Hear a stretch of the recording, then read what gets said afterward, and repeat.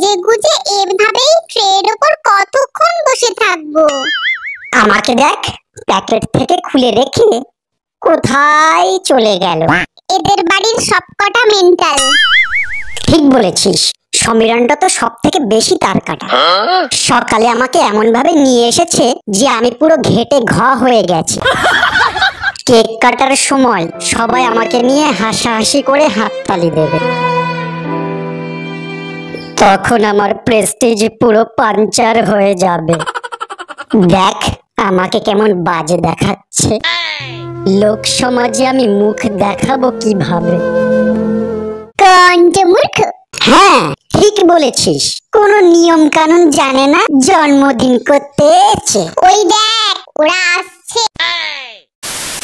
Happy birthday, Happy birthday to you.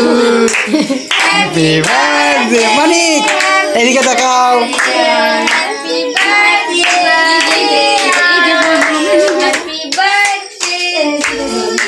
তোমরা হয়তো অনেকেই খেয়াল করেছো যে মানিক যখনই কেক কাটছিল ও কিন্তু কেকের দিকে একদমই তাকায়নি, সবাই হাততালি দিচ্ছে হ্যাপি বার্থডে বলছে, ও সেই দিকেই তাকিয়েছিল। তারপর আমি ওকে কেক খাইয়ে দিলাম, এই যে ওর ঠাম্মিকে খাওয়াচ্ছে কেক, এই যে ওর পিসিমণিকে খাইয়ে দিল। তারপরে সবাই দাঁড়িয়ে আছে, সবাইকে কেক দেবো। সবাই এখন ছবি তুলতে ব্যস্ত, এদিকে শ্রেয়ানের ছবি তুলছে, ওদিকে শুভমের মা শুভমের ছবি তুলছে, আর আমি এই যে কেকগুলোকে পিস পিস করলাম, সবাইকে এবার দেবো।